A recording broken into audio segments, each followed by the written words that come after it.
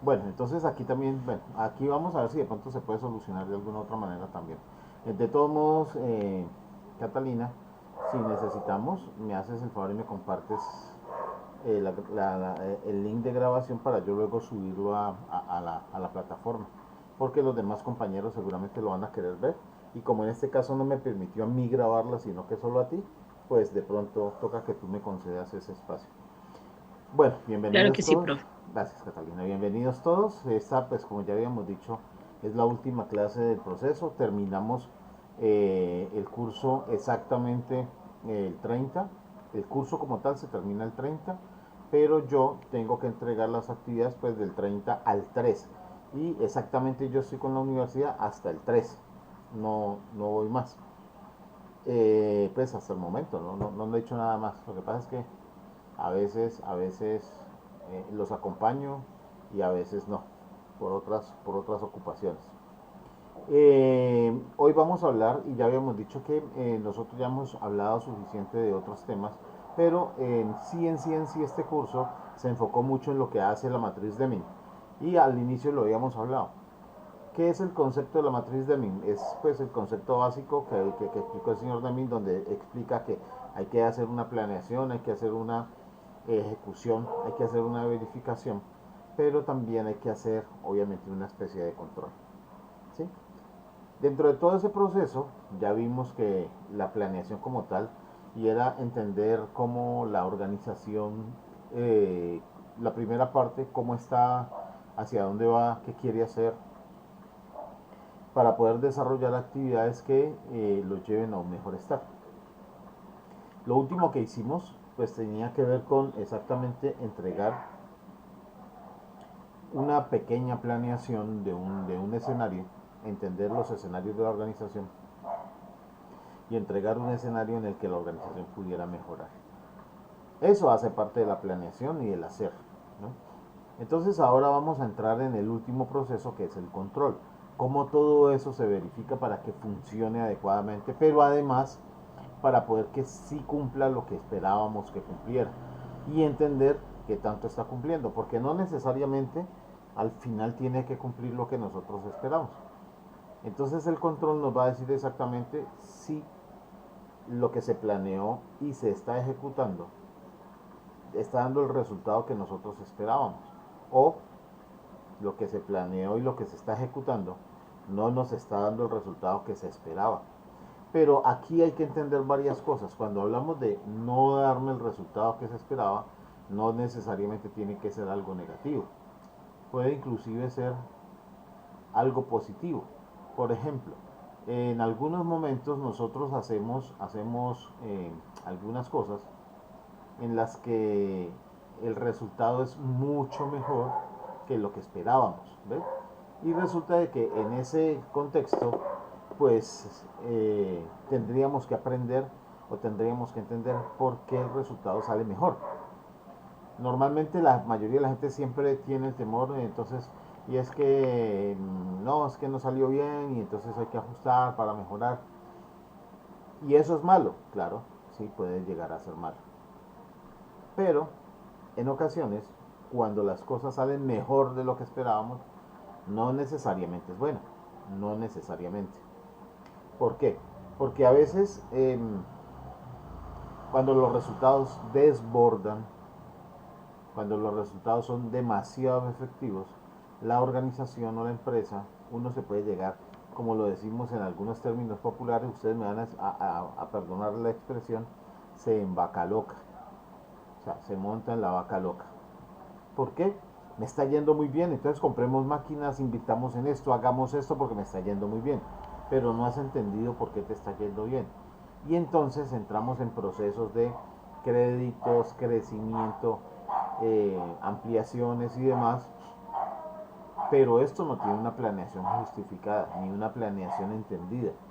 Y entonces terminamos haciendo cosas que luego le van a costar demasiado a la organización. Y lastimosamente, les hablo de mi experiencia, he encontrado que esto es más peligroso, o sea, crecer sin saber por qué, crecer sin saber para dónde, es mucho más peligroso que no crecer. Porque cuando uno no crece, cuando uno tiene problemas, empieza a buscar situaciones para mejorar, ¿no? Y lo primero que hay que hacer es entender dónde está el problema. Hay gente que nunca lo hace, ¿no? Pero lo primero que uno empieza a hacer cuando se tiene tres dedos de frente es entender cuál es el problema, qué pasa, en dónde está la situación. Y se empiezan a buscar esas cosas que mejorarían esa situación, ¿sí? Que la llevarían, bien sea a anular ese malestar, o bien sea a mejorar ese malestar cambiándolo por un buen estadio, que sería lo óptimo. Pero cuando se está creciendo, cuando el resultado es mucho mejor de lo esperado, simple y sencillamente nos quedamos con la felicidad. No, lo estamos haciendo excelente, qué rico. Y entonces la mayoría de la gente se enfoca en aprovechar el momento, sin entender, sin detenerse a entender, bueno, ¿y qué fue lo que hicimos que funcionó tan bien? Porque ahora eso hay que plantearlo y dejarlo fijo.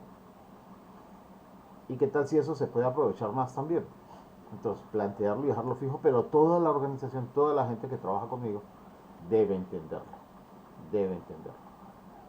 Entonces, simple y sencillamente nos conformamos con saber que nos está yendo bien, se empieza desbordadamente a invertir, sin entender si eso es pasajero. O sea, no es una respuesta permanente de la empresa, es una respuesta momentánea del mercado. Y hacemos inversiones que luego el mercado frena, para, cambia y nos va a quedar allí. ¿En qué? Pues deuda y la imposibilidad de crecer más. Y cuando la deuda se desborda, lo que nosotros hacemos es obviamente pues perder dinero. Entonces cuando hablamos de control, cuando estamos hablando de control, yo voy a compartirles a ustedes una pantalla. Este documento sencillo que ustedes lo tienen, ¿sí? Ustedes lo tienen allí,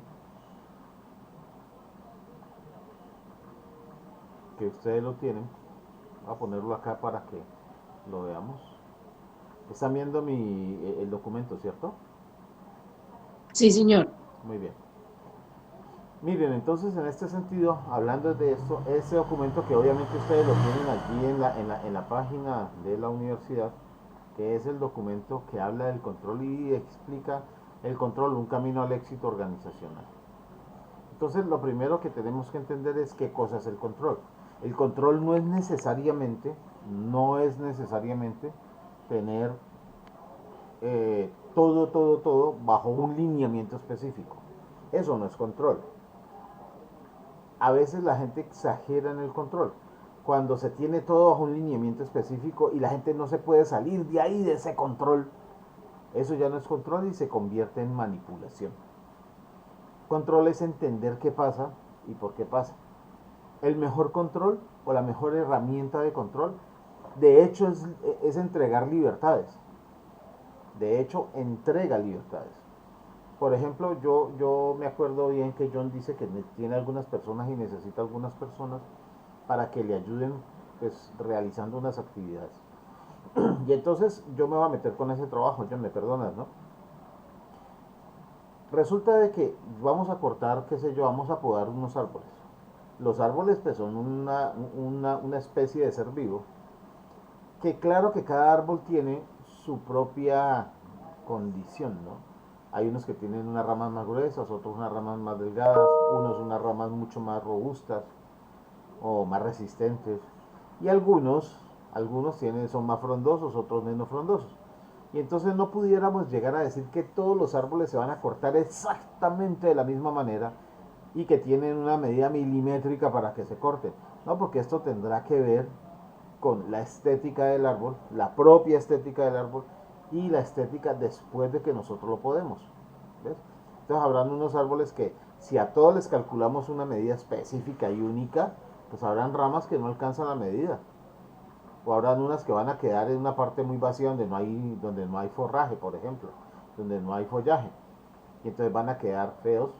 Yo no sé si ese es el término, yo lo conozco así. Van a quedar chamizudos, chamisas, y entonces van a quedar feos. Ese espacio hay que dejárselo como criterio a la persona que lo está cortando.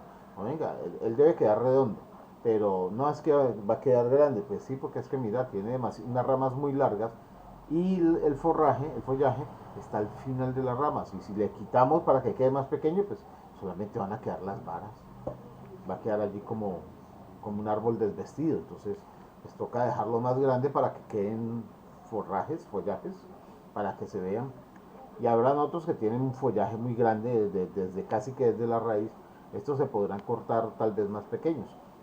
Entonces, la persona que está haciendo ese corte deberá tener su propio criterio, obviamente basado en unas cosas lógicas, ¿no?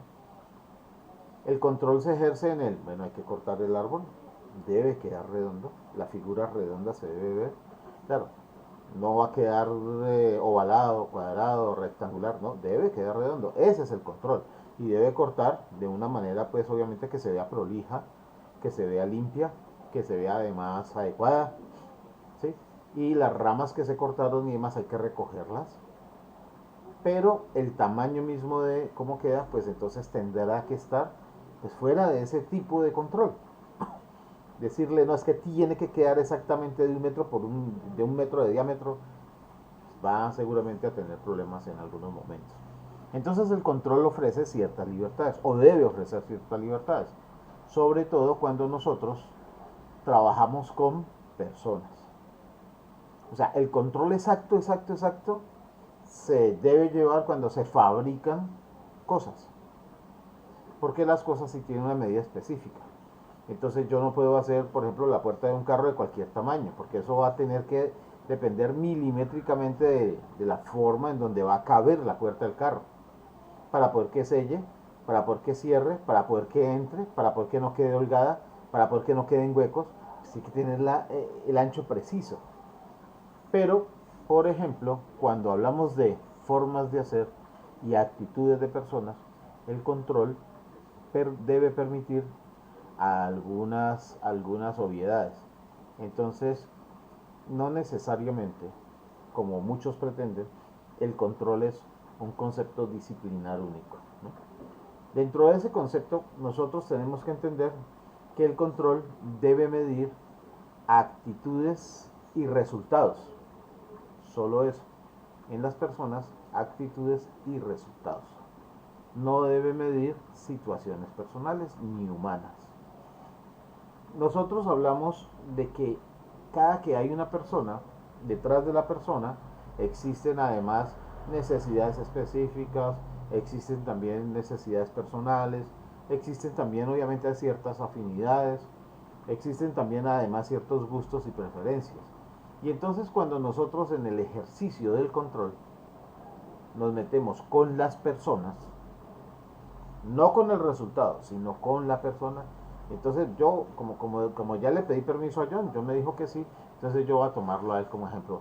John, es que usted no sirve para esto, John, es que usted, mejor dicho, usted siempre la anda embarrando. Ahí no me estoy metiendo con el resultado, me estoy metiendo con John. ¿Ves? Claro que él se va a sentir mal, ¿no? Pero ¿cómo me va a decir bruto? ¿Cómo me va a decir que yo no sirvo? ¿Cómo va a decir que yo no hago? No, yo sí estoy haciendo. Si existe alguna situación, John, lo que pasa es que el resultado no fue alcanzado. Mira, no se pudo o no se generó, estábamos esperando que hubiesen 100 contratos y solo llegaste a 80. ¿Qué pasó? O sea, ¿en dónde, por qué se falló y esos otros 20 contratos no se realizaron? Es el resultado, no la, no en este caso John, es el resultado. Cuando hablamos de el control en las personas, siempre, siempre, siempre tiene que existir diálogo. Siempre, siempre tiene que existir comprensión. Y siempre, siempre tiene que existir la posibilidad de la explicación. Normalmente las personas ejercen el control sobre otras personas, sobre los indicadores. Pero no permiten que los indicadores se puedan refutar. No, es que tenías que hacer 100 contratos y solamente hiciste 99, fallaste. No, habría que mirar qué tipo de contrato fue que hiciste. Porque tal vez hiciste nomás 99 contratos, pero un solo contrato es un super contrato. Y 99 hiciste en vez de 100, contratos pequeños, hiciste 99 supercontratos. Yo conozco casos en donde un solo contrato de una empresa, por ejemplo, un tipo de contrato, supera en producción, supera en ingresos, supera en costos, supera en procesos al concepto de 10 contratos o 20 contratos. Y entonces habría que entender bueno, cuál es el resultado de lo que alcanzaste y por qué. Porque un supercontrato o un contrato mucho más robusto necesita más tiempo, necesita más dedicación, necesita más espacio, necesita más inversión. Y entonces es posible que no te dé espacio para cumplir con los otros. Que además, entendiendo de la lógica, que será inoficioso votarles corriente. Porque son contratos, qué sé yo, para decir cualquier ejemplo, que me van a poner a producir de a 100 unidades cada uno. Mientras un solo contrato me va a poner a producir 100.000 unidades. Fijos, ya, inclusive pagos por adelantado. Yo prefiero ese, así sea un solo contrato, a tener 10 o 100 contratos que me pongan a producir de a 10 unidades, que son solamente 1.000. ¿Sí? Entonces, dentro de esto, nosotros tenemos que entender que hay unas técnicas que se hablan del control, pero que el control realmente no tiene técnicas. Si hay unas técnicas y están sobre las métricas, pero cuando uno entra realmente a ejercer el control, realmente no tiene técnicas. Uno pudiera expresar sobre esto cualquier fase de matemática, pero tenemos un problema con las fases matemáticas y es que se vuelven impersonales. Aquí obviamente vamos a encontrar que hay una serie de métricas, por ejemplo establecer estándares. Claro, los estándares es necesario establecerlos, pero hay que entender que si vamos a calificar a las personas dentro del estándar, solo dentro del estándar, ya eso no permite la variación, no permite el crecimiento, por ejemplo. Entonces, John, vamos a hacer 100 contratos, pero me llegó con 120. No, está fuera del estándar. Eso también sería castigable. Porque eso está fuera del estándar. Le pedí 100 y usted trajo 120. Ahí debería castigarlo exactamente igual que cuando me trae solamente 80 si le pedí 100. Porque está fuera del estándar. Porque se felicita si se pasa al estándar cuando sí nos interesa y no se felicita o incluso se maltrata cuando el estándar está por debajo de lo que necesitamos. Uno entiende que hay costos y que hay inversiones y que hay resultados económicos que tienen que ver con esos niveles de estándar. Pero, como dije antes, los estándares también tienen sus propias limitaciones. ¿De qué manera se estableció ese estándar? ¿Con qué medidas se estableció el estándar, por ejemplo? Normalmente se tiene que ser muy avesado para poder establecer estándares cumplibles. Si me entregan herramientas, si me entregan equipos, pero si además me entregan los recursos suficientes y el mercado está para ello, yo puedo tal vez cumplir con un estándar alto.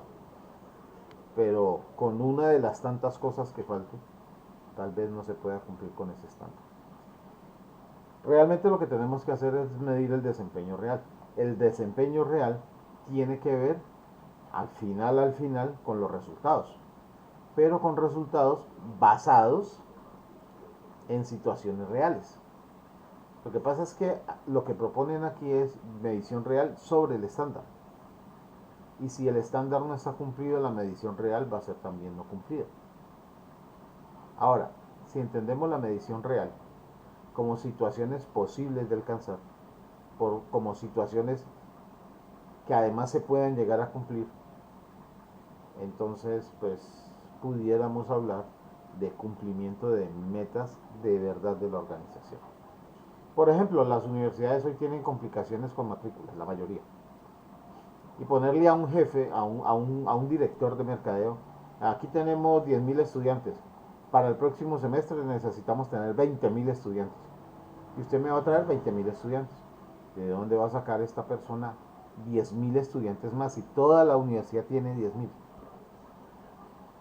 ¿De dónde va a sacar 10.000 más cuando todas las demás organizaciones están haciendo todo lo necesario para conseguirse 100 o 200 o 300 estudiantes. Entonces sería un estándar muy difícil de lograr, sería un estándar irrisorio, y cuando se va a medir el desempeño real, no, pues que me trajiste 150. Todas las demás están consiguiendo de a 100. Tú conseguiste 150, estás por encima de ese promedio. Pero como te puse un estándar de 10.000, no, ni siquiera el 1,5%. No me sirve. ¿Se entiende cómo el concepto de estándares y la medición real se relacionan en el control? Entonces, cuando nosotros hablamos de eso, existen otras situaciones. La comparación del desempeño real versus lo planeado. Y ahí aparecen las desilusiones, que fue el ejemplo que les acabo de proponer. Ahí aparecen las desilusiones. ¿Bien? Es necesario entender cómo se generan estas desviaciones. ¿Qué es la desviación? Yo sé que ustedes conocen muy bien la desviación estándar, ¿cierto? ¿Han manejado la campana de Gauss? ¿El modelo de la campana de Gauss? ¿Lo Sí, manejamos? sí, sí. ¿Sí? ¿No? ¿Sí o no? ¿No? Yo sí, en matemáticas. Ajá. Señor. Muy bien. Cuando nosotros estamos haciendo desviación estándar, pues entonces entendemos que la desviación estándar tiene, bueno, puede tener 3 criterios o 4 criterios. Normalmente tiene 3 criterios. Entonces, la mayoría de las veces, pues así lo explicó Gauss, y espero acordarme bien, la mayoría de los datos, 95% de las ocasiones, por ejemplo, debe estar dentro de la primera desviación. O sea, el 0, que es el punto del centro de la campana, pero una desviación hacia la derecha y exactamente en el mismo tamaño una desviación hacia la izquierda. Y en esas dos desviaciones, o sea, en la desviación 1, izquierda y a derecha, deben estar el 95% de las situaciones. ¿Qué significa esto? Que en este caso, si hablamos de la necesidad de traer estudiantes, el 95% de los resultados debieran estar en esa primera desviación, entre traer 100 estudiantes más o perder 100 estudiantes. No traerlos o sí traerlos. Pero en este sentido, además habría que entender que existen otras dos desviaciones mínimas. Entonces ese otro 5% que queda del 100% de las situaciones se divide en dos espacios. El 3% con 1.5 después de la primera desviación, o sea, en la segunda desviación a la derecha y en la segunda desviación hacia la izquierda. Si ustedes se acuerdan bien de la campana de Gauss, van a entender que tenemos solamente la mitad, ¿no? Del 95%, la mitad es positiva y la mitad es negativa. Ahora, de ese otro 3%, en la segunda desviación, la mitad, o sea, 1,5 es positiva, 1,5 es negativa, o puede ser negativa. Ahí ya tenemos un 98%. Para completar ese 100% nos dice Gauss que muy seguramente ese otro 2% va a estar en la tercera desviación. En la positiva el 1% y en la negativa el otro 1%. Entonces son poder pasar de los valores solicitados, estaría solamente en el 1% de las posibilidades. Y no cumplirlos con una lejanía demasiado amplia, estaría también en el 1% de las posibilidades. Y es por eso que hay que entender la desviación. Cómo mis estándares se desvían, qué tanto estarían allí. Porque aunque Gauss lo explica de esa manera, no necesariamente mis desviaciones tienen que estar en el 95, en el 3 y en el 2. Yo puedo tener desviaciones en la primera mucho más cortas, 80, 50. Yo he visto desviaciones del 40%. En donde pues digamos que es complicado cumplir con la meta original, complicadísimo. Entonces, si yo no entiendo las desviaciones, tampoco voy a entender exactamente cómo van a cumplirme, cómo se van a cumplir esas metas. ¿Listo? Teniendo eso en cuenta, entendiendo las desviaciones y mirando el desempeño real, es donde yo puedo hacer la ejecución del control sobre el control. Porque esta es una cosa que muchos pierden de vista. El control sobre el control. Entonces es necesario entender que cuando se empieza a ejercer el control, no se hace o no se debe hacer al final del proceso. El control se debe ejecutar desde el primer día, inclusive desde antes de ejecutar. Porque cuando yo planeo, una de las primeras cosas que debo hacer es ejecutar control sobre la planeación. ¿Y cómo hago eso? Pues hago un piloto. Normalmente cuando uno está estableciendo cosas, desarrolla de manera inicial el piloto. Y es probarlo con muy poca gente. De la manera como se planeó, probarlo con muy poca gente o probarlo con muy pocos productos, el famoso testeo, para saber cómo realmente resulta, para entender de verdad el desempeño real, para entenderlo. Y con eso inclusive se miden las desviaciones o se ajustan las desviaciones para poderlas realmente entender. Si cumple como lo pensamos, si cumple como lo esperábamos, realmente sí se puede hacer como se planeó. O sea, qué tan fácil es cumplir lo que se planeó. Y eso hace parte del control. No al final, desde el primer día. Para ir ajustando con el proceso, para ir ajustando con el proceso, para ir desarrollando además esas diversas formas de ejecutar que incluyan mejora continua. ¿Se acuerdan de las 5 S que ya son 7 S, ¿no? ¿Acuerdan de la teoría japonesa? Las 7 S. Shinerai, ¿cómo es? Se me fueron. Shinerai, Sekuru, Seruku, Sekuru, sí. Sekuru, Santoi y no me acuerdo más. Son 7 ya. Son 7. No sé si en algún momento ustedes las han visto. Si quieren, búsquenlas por allí, las 7 S japonesas o la teoría de las 7 S japonesas. Y entonces ahí están, que es exactamente la teoría que estamos hablando, pero ya no es la teoría americana, sino la teoría japonesa. Aquí son 4: planear, hacer, verificar, actuar. En Japón son 7, ¿sí? Pero que se limitan la gran mayoría a la parte del control.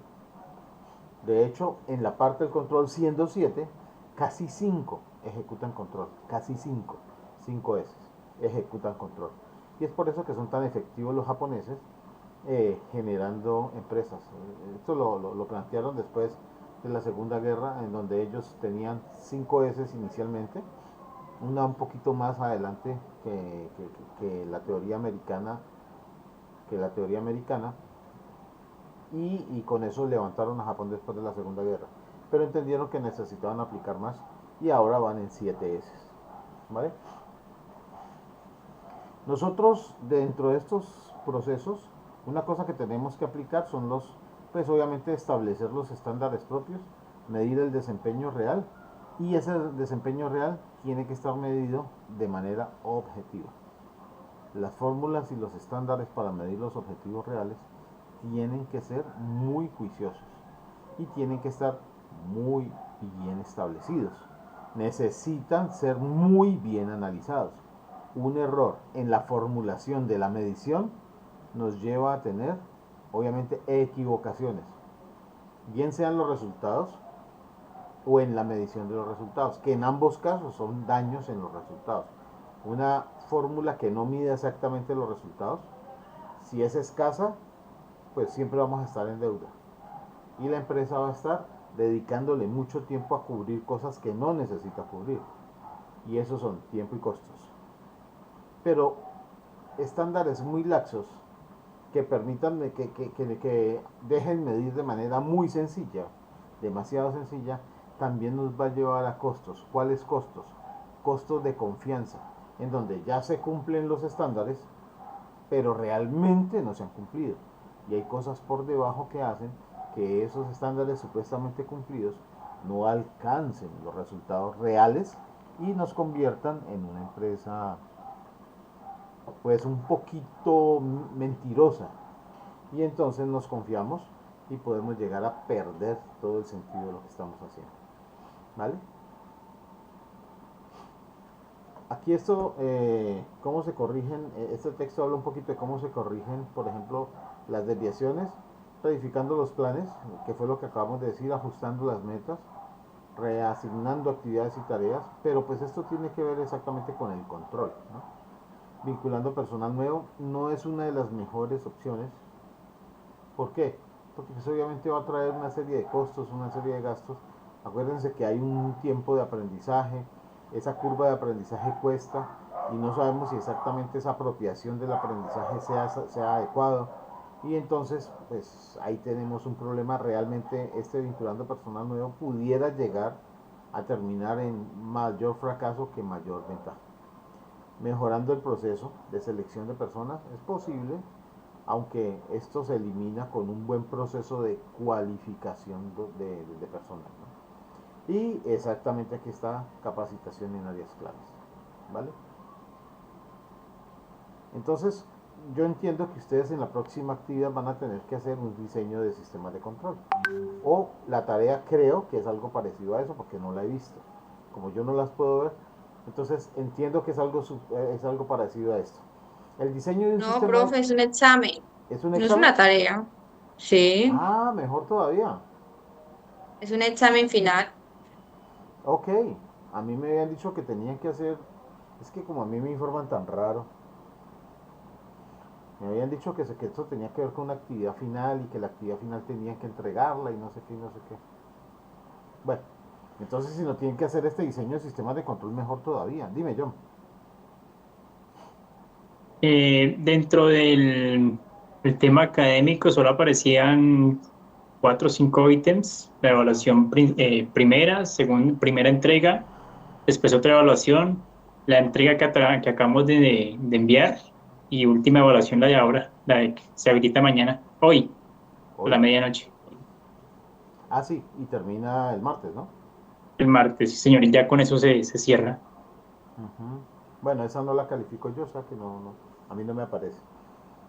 Bueno, de todos modos, entonces voy a terminar de explicar cómo se diseña un sistema de control, porque pues hasta aquí era supuestamente lo que teníamos que hacer. Y entonces, mire, el sistema de control, ¿cómo se diseña? Se evalúan los resultados esperados, ¿no? Se evalúan, o sea, qué cosa es lo que se quiere alcanzar, pero para eso se tiene que tener en cuenta cuáles son los recursos con los que contamos. Yo no puedo esperar cosas sin tener con qué alcanzar esas cosas. Entonces, por ejemplo, vamos a capturar 50.000 personas en este semestre para que vengan a estudiar aquí, por ejemplo, voy a meterme con el poli, para que vengan a estudiar en el poli presencialmente. Y después me dicen, mire, es que no tenemos sino 4 salones. ¿En dónde vamos a meter a 50.000 personas? No, entonces, luego miramos a ver cómo hacemos, cómo los ponemos a estudiar, ¿ves? O no tenemos capacidad, bueno, logística o de producción. Y entonces, ¿cuáles son los recursos con los que contamos? ¿Qué tanto podemos alcanzar con los recursos que tenemos? Y si nosotros queremos crecer, porque esa sería la opción, uno pudiera conseguir recursos, ¿no? Si son tecnológicos, pues se compran o se alquilan. Si son equipos, se compran o se alquilan. Tendríamos que saber, tendríamos ya que averiguar antes de establecer las metas, cuáles resultados sí podemos alcanzar. Bueno, entonces con lo que tenemos podemos alcanzar estos resultados. El mercado pudiera crecer en ese sentido. Pues que el mercado en este caso no es estático y pudiéramos abarcar otras zonas en donde podemos llegar a crecer y se sondearon, sí, y nosotros podemos llegar a esas zonas con qué costo, con qué dificultad y en qué tiempo, para saber si el mercado nos va a recibir con estas nuevas dificultades que tenemos por transportarnos a esa zona. Pues que sí, que el mercado responde, muy bien. Y entonces para atender ese mercado que responde, ¿qué equipos nuevos necesitamos? Y ojo que estoy hablando de equipos, y en este caso entonces ya tengo que hacer una secuencia logística. Equipos tecnológicos, equipos de trabajo y equipos personales. Porque las máquinas como tal se pudieran llegar a comprar, ¿no? Se pueden alquilar o comprar, como ya lo dije. Pero a las personas que necesitamos o que se necesitan para poder hacer esa ampliación, pues puede, uno dice, no, pues que gente para trabajar hay mucha. Sí, eso sí existe, pero con la cualificación que tú necesitas, con la capacidad que tú necesitas, con el conocimiento de lo que necesitas. Y ahora habría que entender en dónde lo necesitas. ¿Por qué?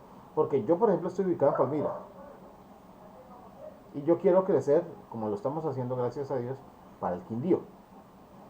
¿Qué me tocó a mí? O sea, si yo produzco todo en Palmira, me cuesta demasiado, me costaba demasiado fabricar en Palmira y transportar hasta el Quindío. Tiempo, problemas en carretera, gasolina, vehículos, conductores, ¿sí? Capacidad del vehículo, una serie de cosas que se tienen que tener en cuenta.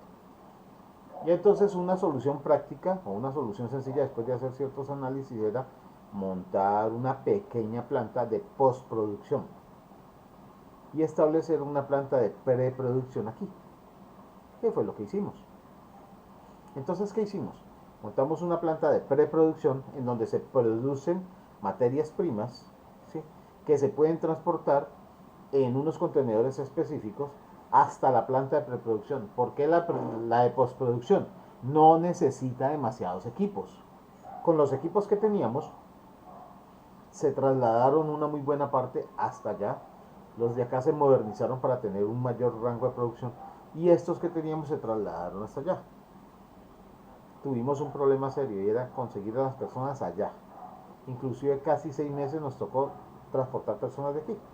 O sea, llevarlos allá, pagarles hotel, pagarles residencia, alojamiento, el alojamiento, comida, para que estuviesen allá capacitando personas en el proceso, en cómo se manejan los equipos, que no era gran cosa, pero no había quien los hiciera, y mucho menos con los estándares que nosotros hacemos. Entonces, conseguir a las personas en el sitio donde tú los necesitas, porque deben ser por ahí cerca, porque llevar personas desde otro lado, la mano de obra se encarece demasiado. Entonces, claro que te tiras el proceso de precio de venta. Eso hace parte, por ejemplo, de cómo se desarrollan o cómo se generan, por ejemplo, los diseños o cómo se diseña el sistema de control. ¿Cuántas personas vas a necesitar, con qué capacidades, en dónde deben estar esas personas? Pero además, ¿cómo vas a controlar a estas personas para que hagan lo que tienen que hacer sin dañar los estándares o sin dañar los procesos? Y desde allí hasta dónde vas a abarcar, por ejemplo. Entonces todo eso fue un proceso que tocó hacerlo de manera juiciosa y minuciosa. ¿Ven? Muchas veces la mayoría de las personas no tienen en cuenta todos estos procesos y simple y sencillamente establecen que quieren crecer, y luego cuando ya crecen, y por eso les digo que crecer de manera desbordada es tan peligroso como inclusive perder mucho dinero al mismo tiempo. Porque cuando todos estos costos se juntan y cuando todas estas situaciones se juntan, hacen que la empresa sea improductiva, pero ya tiene la obligación de seguir produciendo, porque te metiste en deudas, te metiste en unas necesidades específicas económicas y tienes una responsabilidad con un mercado, que si te sales del mercado así nomás, va a ser imposible volver al mercado, porque la gente ya te va a sesgar y va a decir que tú eres una persona que no cumple con lo que promete y que no entrega, y que además pues vienes simplemente a desacomodar a las personas. ¿Se entiende hasta allí? Los sistemas de control no solamente se diseñan empezando con lo que tenemos, sino entendiendo qué necesitamos, y ese que necesitamos tiene que ver con la planeación. ¿Cómo lo planeaste crecer? ¿Hasta dónde planeaste crecer? Pero acuérdense que para hacer la planeación hay que entender exactamente cómo me va a responder el mercado. Entonces yo tengo que partir desde incluso un estudio de mercado, antes de un estudio de oferentes. ¿Quiénes son los proveedores de materiales? Porque ahora va a necesitar más materiales y tal vez de mejor calidad, por lo menos más rápidos, o por lo menos en cantidades específicas en diferentes puntos. ¿Quién me entrega en esos puntos? Con una calidad similar, por ejemplo, para no perder mi calidad. ¿Qué tan responsables son los de esa otra zona? Es el mismo que me provee acá, me va a proveer allá, tiene esa capacidad. Si no tiene esa capacidad, ¿a quién busco allá? Y todo eso lo debo tener antes de empezar a producir o antes de empezar a ofrecer. Ese es un sistema de control, antes de. ¿Ven? Los sistemas de control tienen que ver exactamente también, no solamente con el cumplimiento de las metas, sino con el cumplimiento del concepto financiero. Entonces hay una cosa que la mayoría no tiene en cuenta. ¿Cuánto me cuesta el sistema de control? ¿Cuál es el costo de ese sistema de control? Pero los costos no solamente son lo que yo pago, ¿eh? Los costos es también lo que dejo de recibir. Esos costos tienen que ver con los costos ocultos, o sea, con los que sí se ven, porque yo simplemente sumo lo que me toca comprar, lo que me toca pagar y lo que me toca entregar. Pero hay unos costos, por ejemplo, como el costo de oportunidad. ¿Qué tanta oportunidad tengo de convertir eso en dinero? ¿Qué tanta oportunidad tengo de entrar en ese mercado? ¿Qué tanta oportunidad tengo de convertirme en un distribuidor específico de ese mercado? Ese es un costo, que si lo pierdo, por ejemplo, si lo dejo pasar, me va a costar mucho a la empresa. Pero si invierto y no he analizado estos costos y no he analizado la posibilidad de no cumplir, cuál es el costo o cuáles serían los costos del incumplimiento. ¿Cuáles serían los costos políticos? ¿Cuáles serían los costos económicos? ¿Cuáles serían los costos sociales de ese proceso?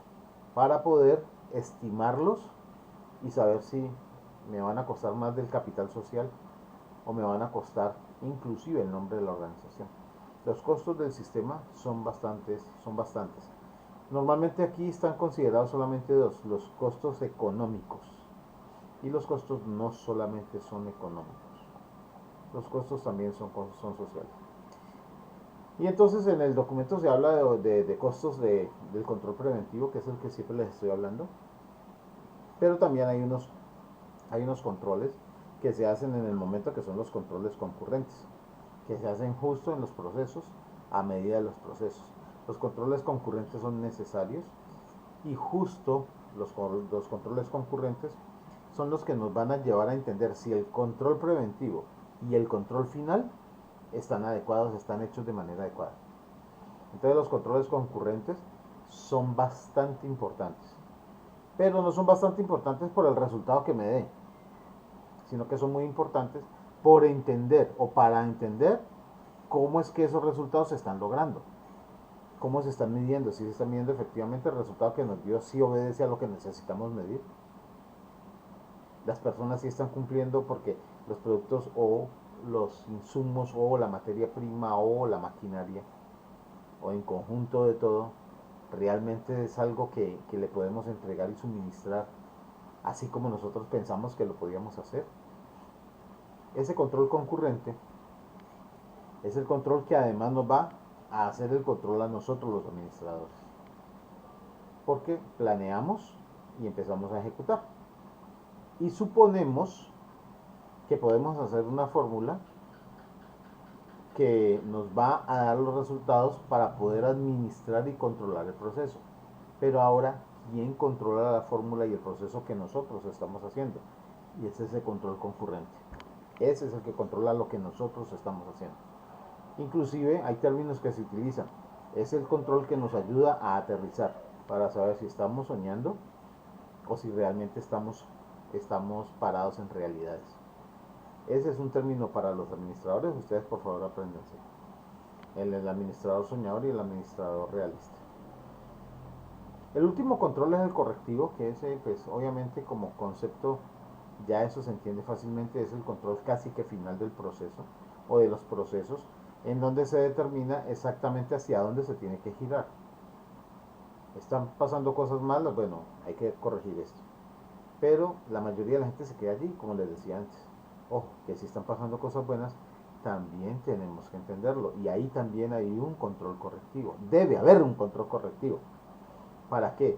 Para entender lo que está sucediendo, tal vez empezar a estandarizarlo. Y decir, venga, ¿qué es lo que estamos haciendo? para que lo sigamos haciendo. ¿Y quién fue que lo hizo? ¿Y cómo fue que lo hizo? ¿Y por qué fue que lo hizo? ¿Y eso fue lo que le dio este resultado? ¿O fue la mezcla de que dio este resultado? ¿Y el mercado cómo estaba? Para poder entender en qué momento se responde y en qué momento responde el mercado de qué cosas o de qué situaciones. ¿Vale? Aquí ya el documento como tal habla pues de varias cosas más, como el control burocrático. Ya ustedes lo saben que el control burocrático tiene que ver con la necesidad del líder obligatorio, de ese líder que se entrega, al que se le entrega el cargo, que es el que corresponde, o al que le corresponde ejercer el control. Ese es el líder que, al que alguien designa como líder, y es la persona que, claro, por ostentar el cargo de líder, tiene que ejercer de alguna manera el control. Aquí hay que entender algo: ese líder tiene la capacidad de ejercer control. A veces fallamos como líderes en ello, ¿no? No, a mí me dijeron que yo soy el jefe y yo soy el que dice cómo se hacen las cosas. Tenemos esa capacidad de entender eso. Es necesario que nosotros mismos nos entendamos. Y hay otro que es el control orgánico, que es muy importante. Es el control que se hace entre pares. Es el control que se hace entre las personas que entienden el tema, pero que entienden el proceso, que lo están haciendo, que lo viven permanentemente. ¿Ve? Entonces nosotros le podemos decir a alguien: mire, hay que tumbar ese palo se tumba en 5 minutos. Y apenas lo ve y dice: venga, ese palo es un guayabo. Ese guayabo, mire, tiene casi 40 centímetros de grueso y ya tiene más de 10 años. Ese palo no se tumba en 30 minutos. Es más, ese palo, si usted quiere, le quema una motosierra. Si usted se descuida, se la quema. Ah, pero es que mire que es un palo, es un simple palo, eso le dan 3 hachazos y se cae. Vaya, dele hacha. ¿Ves? Ese control orgánico es de gente que ya lo ha hecho, que sabe cómo. John se ríe porque John sabe qué es eso. Tumbe algunos palos, tumbe un roble, por ejemplo, o un cedro negro con hacha. Entonces, el que no conoce eso dice: no, es un palo, se tumba en un momentico. Pero ese control orgánico lo ejercen las personas que ya tienen experiencia del tema, que además tienen obviamente la capacidad de hacer las cosas y que tienen como la permanencia, porque existe algo que hay que tener en cuenta, ¿no?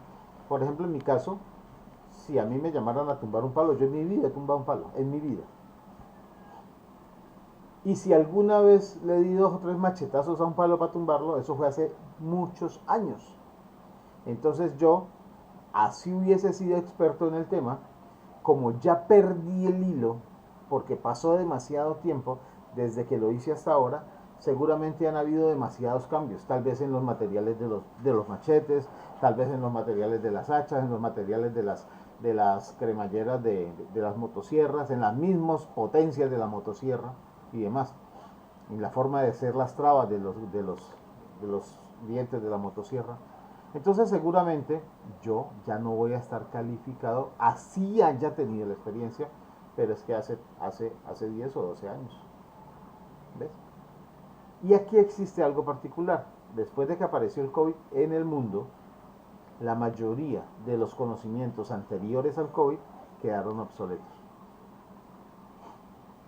Del COVID para acá, la mayoría de las personas tuvieron que volver a aprender. Obviamente no en todo, pero la mayoría sí. Tuvo que volver a aprender. Y entonces ahora, inclusive, la forma de administrar cambió.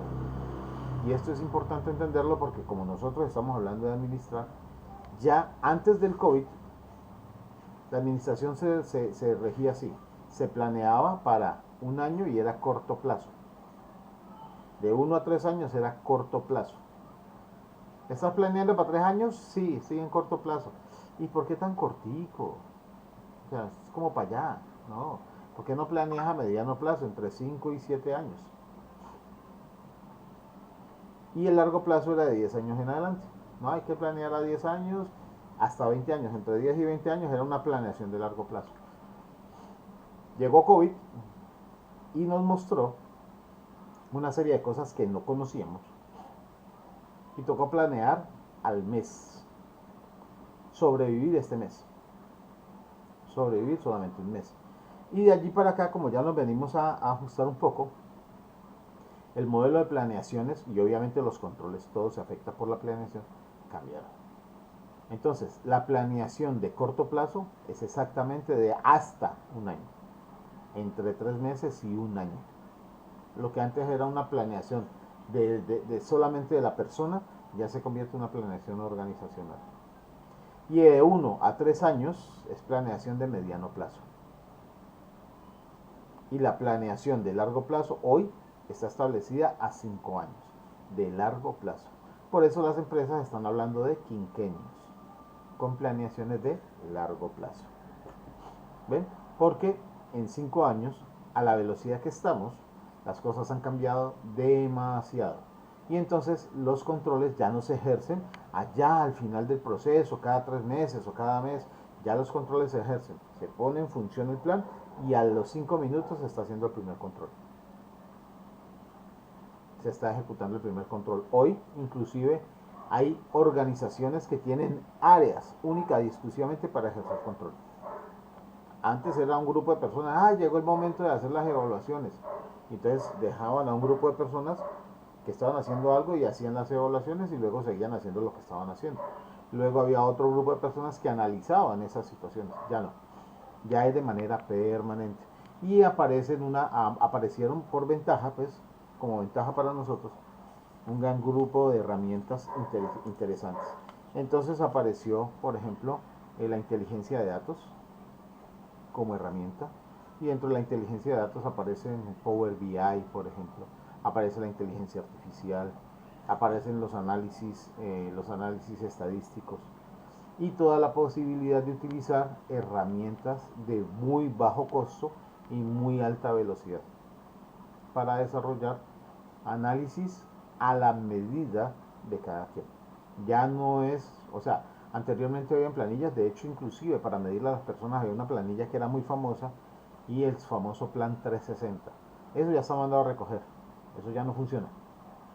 Siguen las empresas presentándolo, claro, porque con eso intentan presentar un ejercicio de control en cuanto a la calidad humana, porque hoy está tomando mucha relevancia que el control se ejerza sobre la condición humana. Y entonces, ¿cómo se tratan las personas dentro de la organización? ¿Cómo las personas dentro de la organización se sienten? Porque se ha entendido que si alguien se siente mal, claro que va a actuar mal. Y eso se tira a cualquier control. Y eso se tira a cualquier planeación. ¿Vale? Bueno, muchachos, con esto terminamos. No sé si tengan preguntas específicas sobre el tema.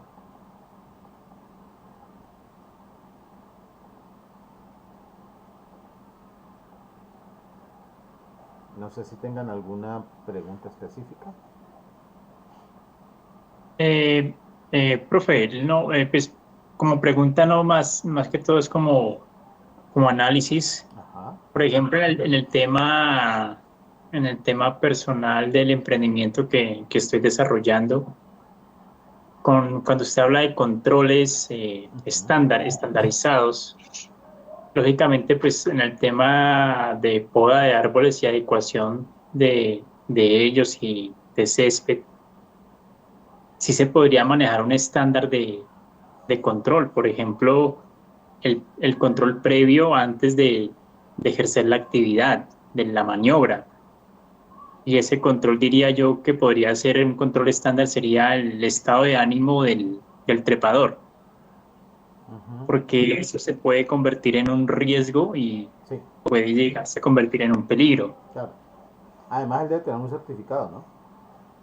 De trabajo en Claro, altura. él debe tener el certificado de trabajo en altura. Sin embargo, a lo que yo me refiero es que no todas las personas pues obviamente se levantan con el mismo estado de ánimo todos los días. Lo que usted dice, cada persona tiene detrás infinidad de situaciones y para este tipo de actividades se requiere ejercer ese control, lo digo yo, estándar, previo a esa actividad, porque cualquier situación en la altura de 40 30 metros puede ser fatal. Pero yo le añadiría algo a eso, John, no solamente el estado de ánimo de la persona, porque los árboles también tienen su propia característica y su propia condición. Entonces yo establecería, por ejemplo, si me permite la palabra y no sé si se vale, el estado de ánimo del árbol. ¿Por qué? Porque hay árboles que son, pues, de pronto están mucho más resecos y son más propensos a fracturarse. Y si la Sí, persona señor. puede tener toda la pericia más la certificación, y por eso te decía la certificación, porque la certificación lo habilita para usar equipos de protección para no caerse, ¿no? Si no tiene esa habilitación, entonces no, seguramente puede que no tenga la pericia para manejar ese tipo de herramientas para evitar una caída. Pero el árbol se puede fracturar y entonces ese sería también un control a la persona, más también al árbol. Venga, ¿usted cómo está? Y ahora miremos el árbol. Venga, ese árbol parece que no lo va a resistir. Sí, de hecho se maneja un chequeo previo con visita técnica en donde primero se hace la visita al árbol, Esa se, visita veri- técnica es se, control. exacto, se verifica la altura, el grosor, lo que puede llegar a dañar si de pronto se maneja técnica de caída libre o Exacto. lo que de pronto se puede proteger manejando técnica de apeo, que es por secciones.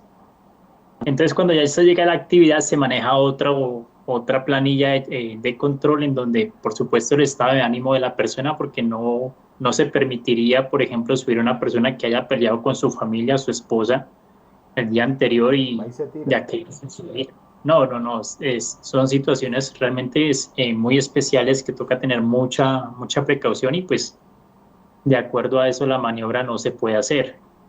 La John, yo otra parte que, te hago una señor. pregunta, te hago una pregunta. Dentro de ese ejercicio de control del árbol, no existe una necesidad, yo no, como no lo conozco, te lo pregunto, no existe una necesidad de entender, además, si en ese árbol coexisten especies vivas, animales, una ardilla, una iguana, un nido de pájaro, porque esos, bajo algunas Abejas, reglamentaciones, habría que trasladarlos. abejas, claro. Sin embargo, por lo regular siempre en esa inspección se verifica, bueno, subirse pues y mirar si de pronto hay una ardilla durmiendo en la parte superior. No, realmente no se hace. Por lo que, por lo regular en mi caso solo han sido árboles de eucaliptos y las ardillas en los eucaliptos no hacen nidos. Pájaros tampoco. Las aves tampoco porque las ramas del eucalipto son muy dispersas.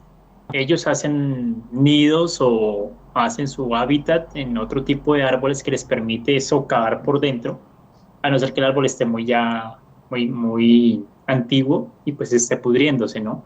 Que para eso pues obviamente se maneja un tema de resonancia para mirar cómo están las fibras del árbol por dentro, pero pues eso ya es tecnología que todavía no estoy en capacidad de tener. Ok, pero mira que si hay unos controles tecnológicos antes de. Sí, los hay. Los Claro, hay, sí, señor. claro, y eso dependerá de muchas cosas. Por ejemplo, qué capacidad, y lo que tú dijiste, no estoy en capacidad de tener esa tecnología, pero habrán sitios o habrán contratos que te van a decir, mire, usted tiene que tener esa tecnología. Porque son tantos árboles y entonces hay un grupo de personas que además son naturalistas y están interesadas en saber qué especies vivas están en estos árboles y tal vez sea una alameda lo que hay que revisar. Entonces, qué especies vivas, hacia dónde lo van a trasladar, de qué manera lo van a trasladar. Por ejemplo, porque hay gente que obviamente tiene sus propios intereses y a eso habría que cubrirlo, habría que cumplirlo, por ejemplo. Y entonces eso De hace hecho, parte del proceso de control. exacto, de hecho, referente a ese control, se hace previo, pero se hace con CRC, porque es el mismo propietario De la fauna.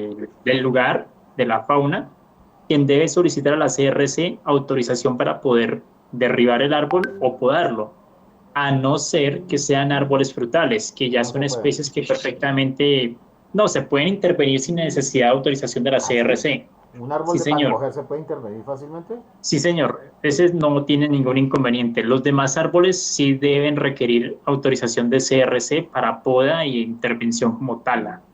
Ve, pero yo tengo entendido otra cosa, John. No te voy a discutir porque tú sabes de tu tema. Dentro del derecho, el árbol de pancoger no se puede tumbar. Ah, no, no, no, no, no. No, no, no. De tumbar no, de podar. Ah, podar, sí. Podar, Ok. podar, sí, señor. Ah, muy bien. Son árboles, tanto arbustos como árboles frutales, ahí es normal de podarlos. Claro, porque pertenecen Pero además al arte de que ellos sean más frondosos y den más fruta.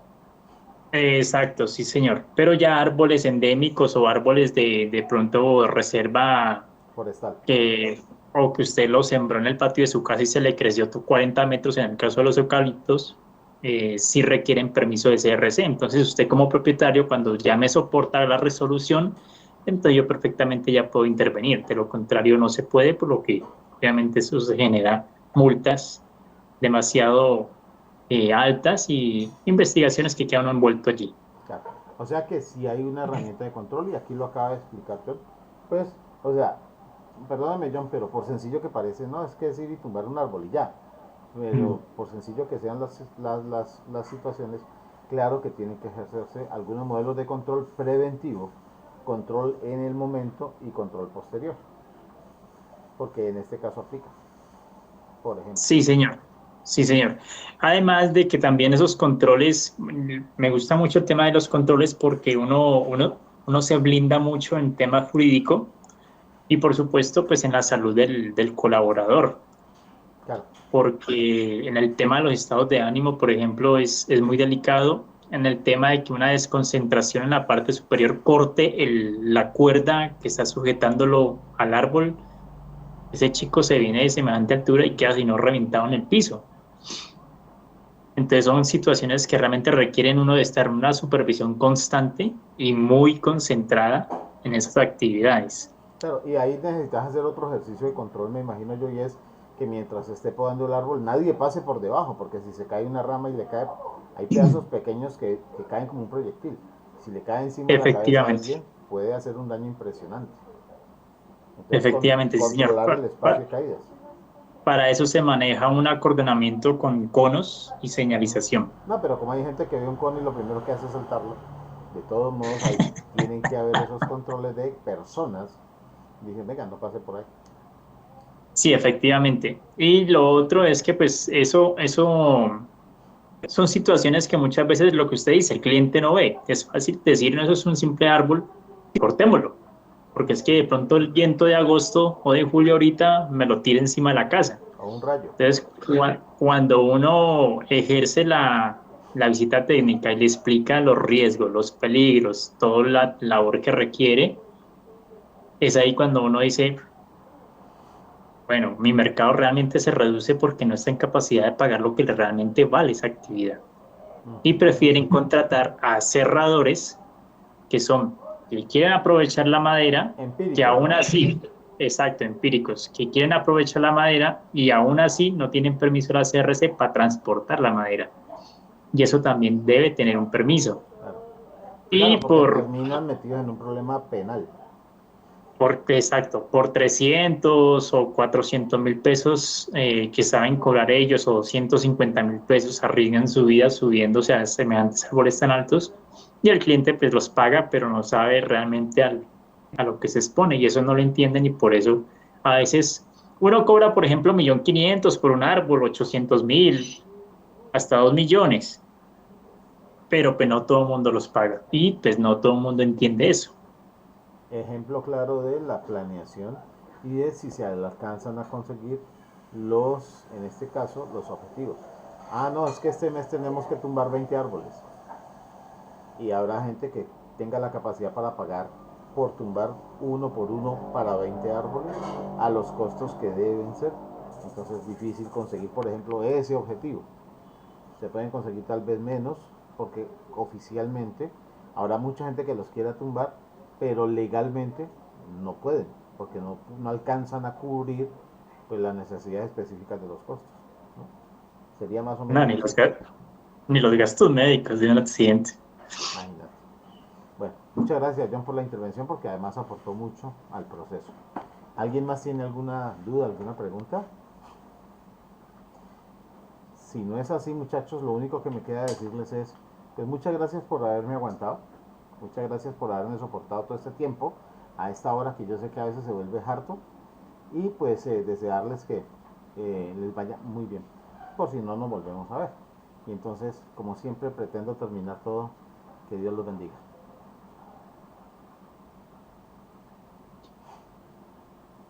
Profe, muchas gracias. Pues ya que terminó la clase, tengo una consulta. Dime, dime. Usted conoció la matriz DOFA que yo le envié, ¿cierto? Sí, sí, sí, yo la vi, claro. Entonces ya prácticamente sabe cómo está el emprendimiento. Ajá, más o menos, más o menos. Porque es Ar- que como vi ar- tantas, acordarme exactamente, pero sí me acuerdo de la tuya. Sí, sí. arrancando. Bueno, quería preguntarle, yo estoy estudiando la posibilidad de adquirir un podador de césped, Ujú. pero ya es máquina, ya es equipo como tal. Dentro de las investigaciones que estaba haciendo, es como para que usted de pronto con su experiencia me dé una recomendación o me dé un consejo, Ok. que espero me lo pueda dar. Ese equipo me cuesta alrededor de unos 30 millones con importación. La poda de césped o de lotes alrededor está entre 250.000 pesos por jornada a 600.000 pesos dependiendo de la altura del- de la hierba que ¿No se esté. cobra por metros? Se cobra por metros a 1.200, 1.500, pero pues obviamente extensiones pequeñas, porque extensiones grandes, por ejemplo, de una hectárea, 10.000 metros o 7.000 Ujú. metros, pues son prácticamente más de 2 millones, 1.500.000, hasta 3, 4 millones, y eso la gente no lo va a pagar, pues porque la gente contrata al que cobra 250, 150 y va y se mata 1 o 2 días con toda una guadaña en el lote. Entonces, quiero como innovar a esa parte de adquirir ese equipo. Yo sé que ese equipo es costoso y que la Ujú. retribución de esa inversión podría llegar a ser más tardar 1 o 2 años, dependiendo pues obviamente cómo me mueva yo con la adquisición de pronto contratos, porque eso toca es con extensiones grandes. Me estás hablando del retorno. Sí, señor, del retorno. Entonces, por ejemplo, ya me tocaría moverme en adquirir contratos directamente con parcelaciones que tienen solamente lotes. Pero todavía no las tienes. No, no, no, no, señor, todavía no, porque pues, estoy incursionando apenas en el tema de las parcelaciones y pues poco a poco me voy dando a conocer, pero pues con la herramienta que todavía tengo a la actualidad. John, ¿tú averiguaste qué cosas dañan la máquina? No, Es importante. Porque hay máquinas que aparentemente son buenas, pero dentro de las cosas que suceden al operarlas necesitan un cuidado especial. Y entonces, si por ejemplo esta máquina, yo me imagino que tiene cuchillas como la gran mayoría, va a girar en manera rotatoria y la máquina va a ir en sentido hacia adelante, me imagino, y podrá tener inclusive reversa. Esas cuchillas a qué distancia del suelo van a estar y si se encuentran, qué tipo de material se encuentran que además dañe el equipo. Y entonces si se encuentra una piedra, el material de las cuchillas y el material con el que está hecho el equipo resiste además el golpe contra la piedra si la piedra está sembrada o resiste el golpe de la piedra más el impulso con la que la piedra sale, que sería un impulso tipo proyectil, y si golpea el equipo, qué tanta resistencia ofrece. Y eso tiene que ver con la duración del equipo.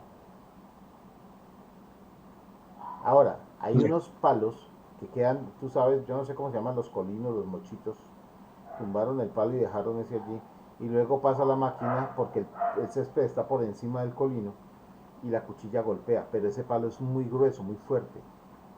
¿Qué tanta resistencia tiene a ese impacto? La máquina, la cuchilla y todo. ¿Ves? ya. Porque eso te va a llevar Bueno, a costos. O sea, si se dañan, te va a llevar a costos de mantenimiento y reparación. Pero además, cuando ella se daña, tienes que dejar lo que estás haciendo. Entonces es posible que no puedas continuar con el contrato, pero sí te obligas a hacer unos gastos en reparación y mantenimiento. O tal vez en cambio de máquina. ya. Pues yo tengo por aquí una muestra de ella, si gusta de pronto se la puedo compartir o para que la mire. ¿Tiene tiempito de pronto o de Sí, pronto tiene dale, otra dale, clase? dale. Sí, sí, sí. Bueno, entonces voy a compartir aquí pantalla para que la observe y pues aprovechando que usted es mi profesor y me aconseje. La asesoría gratis por ahora. Pero eso es lo que yo hago en otra parte que trabajo. Yo soy el asesor de los emprendedores. Lo que yo hago funcionalmente todos los días es acompañar a emprendedores de otra universidad con la que trabajo también a que se conviertan en empresarios. Soy desarrollador y dinamizador empresarial. Esa es mi función Ya. principal. Este es el equipo. Ok. Entonces, Parece bueno, robusto, ¿no? realmente Parece. sí es bastante robusto y de hecho muy estable. A ver, yo le muestro aquí, a ver, en XP Móvil. Ujú. Lo que pasa es que es Mm, multiuso, ¿no?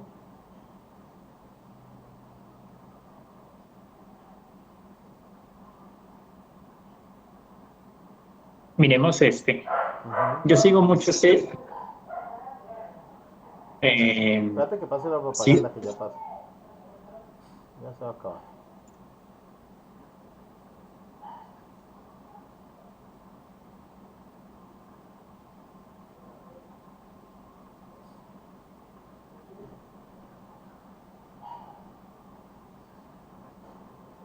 Pero esta propaganda norteamericana, porque los norteamericanos y los europeos, allá existe una legislación, ¿no? En Norteamérica, en donde tú por obligación tienes que tener el césped y estas áreas que son privadas, pero son comunes porque las ve todo el mundo, deben estar permanentemente limpias, ¿no? Es una legislación, no es si yo quiero, es que me toca, ¿no? Y si no lo sí, haces, señor. pues tienes una multa, ¿no? Sí, señor. Aquí en Colombia esa legislación no existe, ¿no? Yo siempre me he hecho una pregunta, John. Ese pasto que se está cortando allí, ese pasto, pues en ese momento, en ese momento en que se corta, y si se recoge antes de, qué sé yo, 1 hora, 2 horas o algo así, ese pasto sirve como alimento para algunos animales. Por ejemplo, gallinas, pollos, cuyes, algún tipo de animales, algunos chivos, ovejas. Sirve porque él todavía tiene propiedades. Porque igual el pasto de corte también se corta en 1 hora, 2 horas y luego se les da. Este pasto serviría. ¿Por qué no se recoge ese pasto y se hace y no se ve? Bueno, la pregunta sería al revés. ¿Por qué no pensar en la posibilidad de que el pasto además sirva como otro ingreso, el pasto cortado? Sí, de hecho la idea es implementar este equipo y el chipper. Si de pronto Para alcanzó a leer recoger. sobre el chipper, Ajá, para porque ese recogerlo. chipper permite procesar todo este tipo de desechos vegetales y Ujú. convertirlos en, uno, en compostaje o alimentación Para para especies menores. hacer piensos. Sí, señor. Bueno, y si haces piensos tenés que tener dos. Uno, pues en este caso el triturador, y el otro sería la máquina que hace las virutas, ¿no? El que hace los piensos, la que los compresiona en... Ah, sí, los chiquiticos. Ajá, Sí, pues este es el equipo. Este ajá. chico yo lo sigo mucho en internet y eso lo mete por terrenos realmente llenos de mucha hierba. Ahí está cortando realmente un pasto muy suave. Pero habría que ver qué tanta piedra. Lo que pasa es que nuestro terreno es diferente a ese terreno. Nosotros tenemos piedras y piedras serias. O sea, la piedra colombiana no es tan caliza como la de ellos, que los toma una cuchilla y las puede partir o pulverizar. La de nosotros es una piedra un poquito más resistente, ¿no? Más sólida. Sí, Entonces, lo que hace es normalmente, y eso pasa mucho con las guadañas, por ejemplo.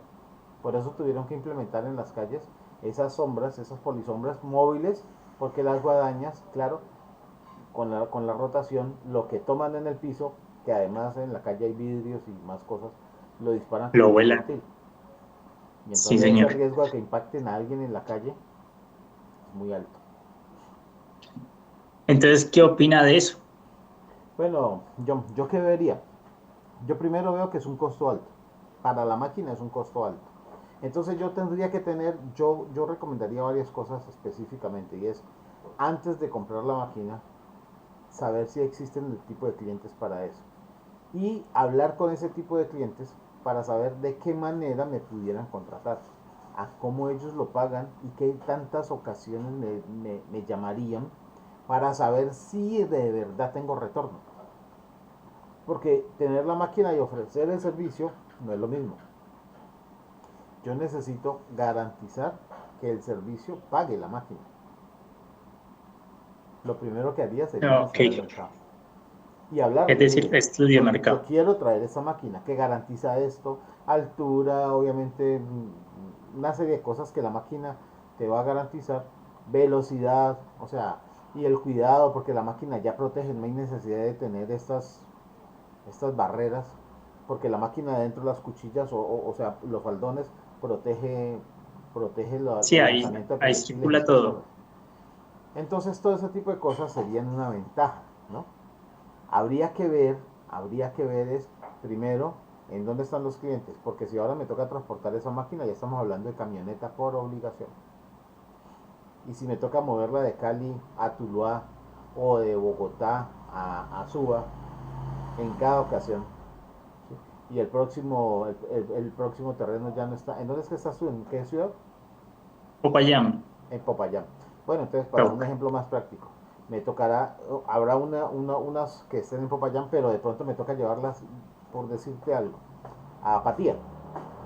O que me toca llevarlas al Bordo, que no está tan lejos de Popayán, pero es un transporte.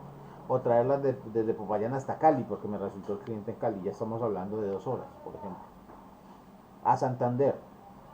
Entonces ya estamos hablando de un vehículo que tiene la capacidad para mover ese tipo. ¿Ves? Porque decir que solamente me resulten en Popayán, pues en poquito tiempo me quedo limitado de clientes. Entonces, Ok. ¿quiénes me necesitarían? ¿En dónde están los que me necesitan? ¿Con qué frecuencia me necesitarían?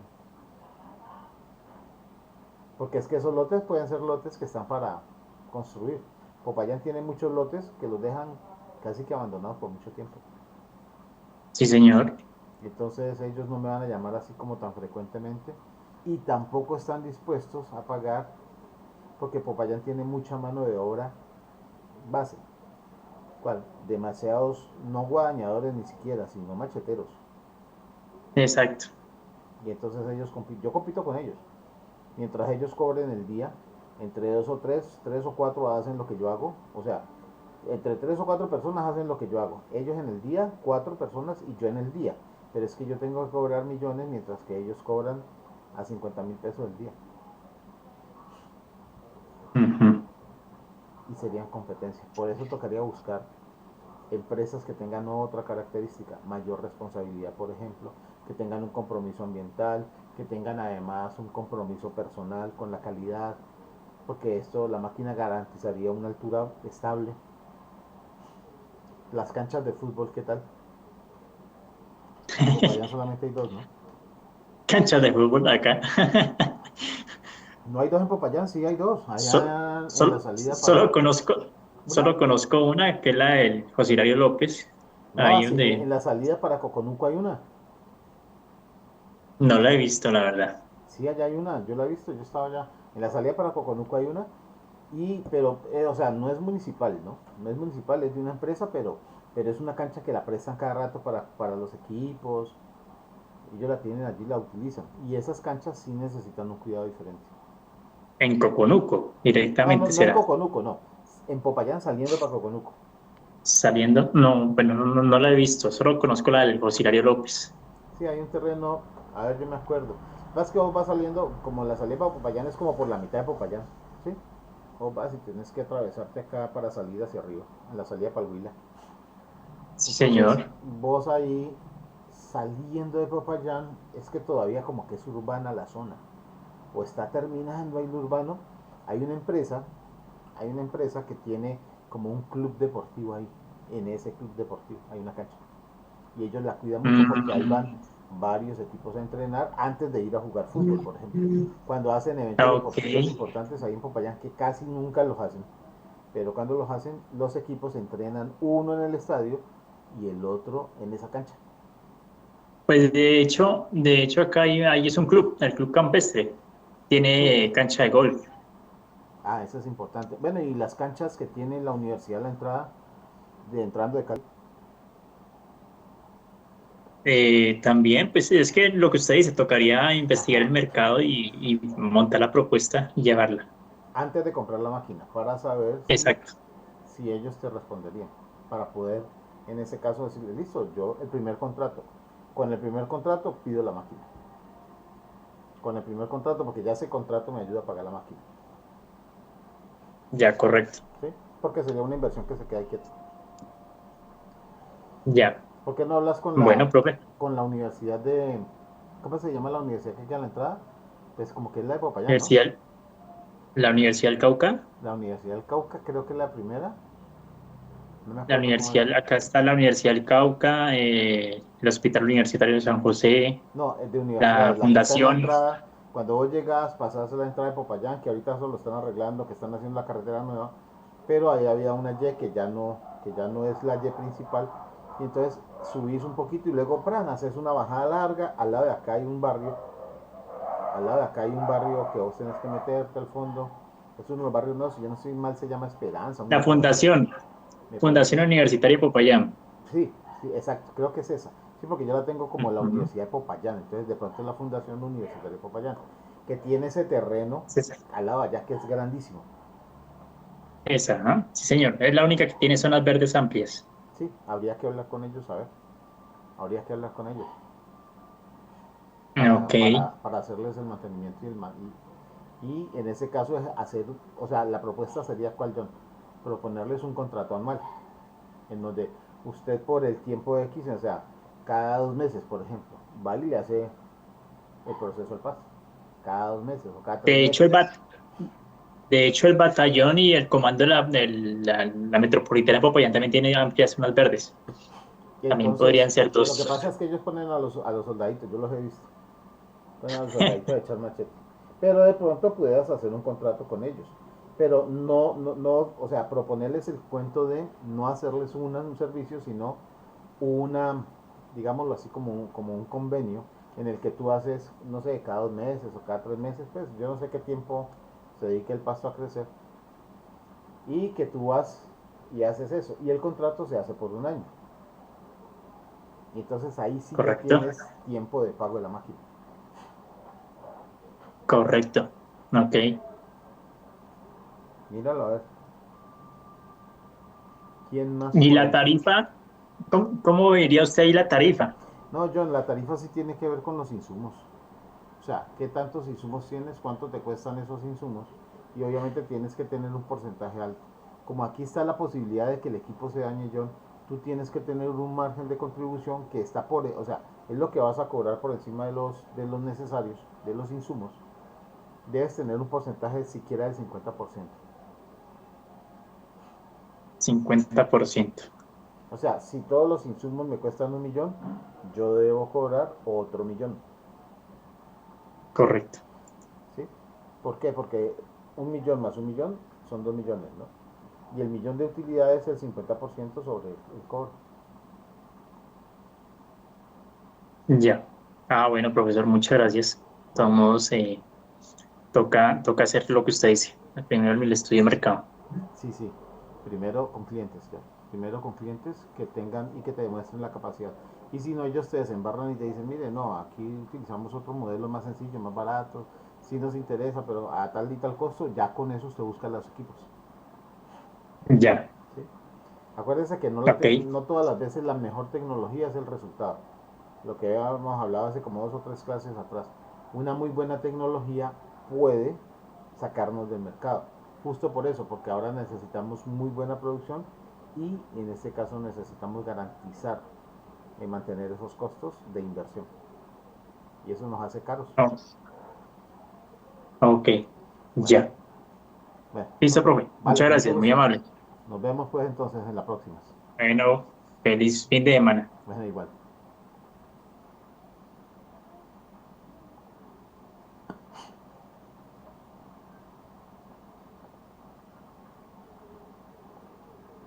Isa, ¿me traes por favor mi celular que lo dejé ahí al lado del televisor?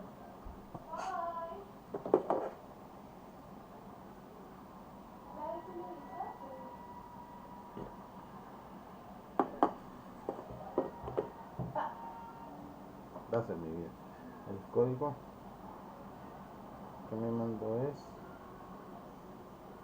921786. 921786.